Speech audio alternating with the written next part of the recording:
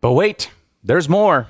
I've done a lot of coverage on the Nintendo Switch 2 these last few days, and that's in large part because there's just a lot of information that Nintendo itself didn't disclose during the Direct. Stuff like price points and various details that would be nice to know so that consumers can make informed decisions.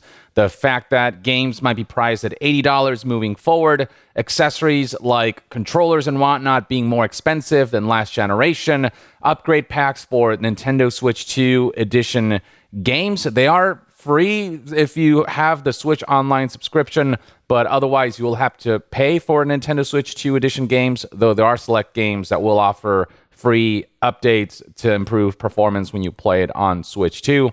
There is the Nintendo Switch Online requirement for, basic functionalities like voice chat. The fact that you have to pay for that tech demo tutorial game, the Nintendo Switch 2 Welcome Tour, which makes absolutely no sense when freaking Wii Sports and Astrobot Playroom were free. The Switch 2 GameCube controller being paywalled behind the Switch Online subscription, and you having to pre-order in order to be able to get that controller. Physical media on Switch 2 being questionable in their handling, with the way some games will come in what are called game key cards, where the game data isn't in the cartridge, but rather the game cartridge acts as a key that lets you download and access the game, combined with the fact that Switch 2 edition's physical versions may not come with all of the data in the cartridge. It might just be a Switch 1 cartridge with a download code for the Switch 2 edition upgrade. That hasn't been confirmed yet, but a UK customer support representative has hinted that that might be a possibility. And then you wrap all that up in the tariffs forcing Nintendo to delay their pre-orders and then potentially change price points to even higher. And you're looking at a situation where, while the Nintendo Switch 2 looks like a brilliant system and the games for it announced so far look brilliant, it's just a very costly affair that people need to be aware of. And now something else you need to be aware of is the potential of spending a lot of money on Joy-Cons if the drift issue isn't addressed with this generation of the Nintendo Switch. Not only are pairs of Joy-Cons $10 more expensive from $80 to $90, you might have to buy multiple pairs if the issues aren't resolved surrounding the drift that would have been fixed if they would have gone with Hall effect joysticks. But we're learning now that officially Nintendo Switch 2 will not in fact come with Hall effect sticks. This was information relayed by Nintendo itself. News outlet Nintendo Life interviewed Nintendo of America's Nate Bildorf, who outright confirmed the exclusion, it reads right here. So in the interview, Nintendo Life asked, so is it a Hall effect stick? Were you inspired by the Hall effect stick? And the response provided was, well, the Joy-Con 2's controllers have been designed from the ground up. They are not Hall effect sticks, but they feel really good. See, the response to this question misses the whole point of why that question was asked. This response just essentially addresses the comfort of the controllers, which I have no doubt that the controllers will feel good in the hand. People have already reported that the Joy-Con 2, because of their larger size, just feels better in the hand, and the new Pro Controller, similar to the Pro Controller 1, but with additional functionalities and, with little tweaks that make it a little better.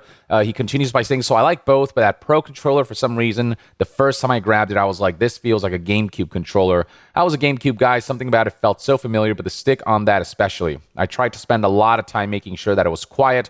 I don't know if you tried really whacking the stick around, but it's really quiet. I'm thinking back to my Smash Brothers days where you just whack it. The Switch 2 Pro Controller is one of the quietest controllers I've ever played. And that's all great and all, but the whole Hall effect stick situation isn't about that at all. It is about the possibility that the wear and tear might lead to Joy-Con drift or controller drift that may force people to shell out more money on pairs of Joy-Cons, or will have to go through the process of sending them to Nintendo for repair and replacement. And even then, that's not a sure thing.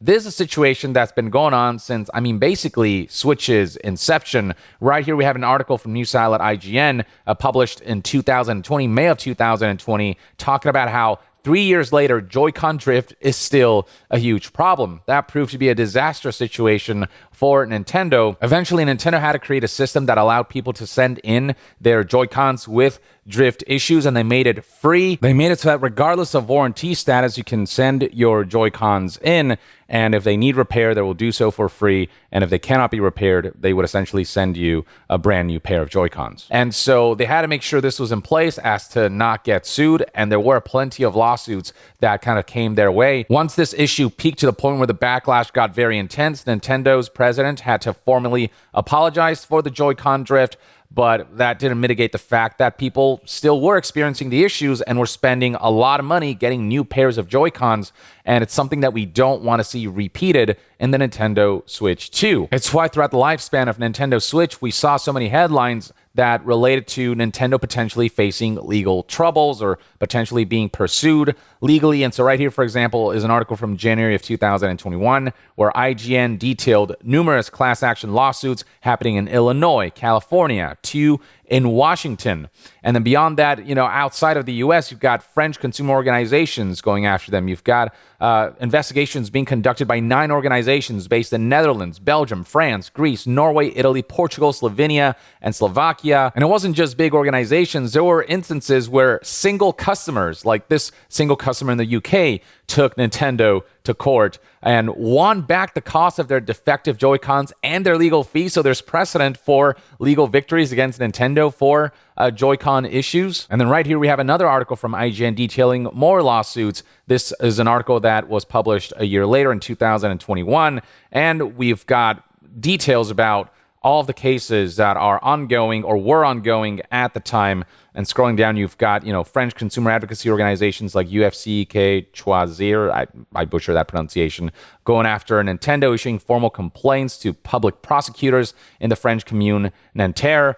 And then January 2021, a wider-reaching consumer group in Europe, the BEUC, went after Nintendo and began gathering information from consumers, with further action potentially being taken based on what those investigations yielded. So this really was a major issue for Nintendo. This article also went in depth in regards to why Joy-Con drift happens, and it essentially has to do with wear and tear caused by premature and extensive wear on the thumbstick's internal carbon fiber contact pads, as well as the subsequent buildup of internal debris. With further explanation just right below, there's a quote from an expert who kind of studied how the Joy-Cons work. And keep in mind that with the launch of the Nintendo Switch Lite, which is essentially a smaller Nintendo Switch whose controllers aren't detachable, if those got Joy-Con drift issues, then you had to send the whole console in and you'd be out of a Nintendo Switch for however long that whole process takes.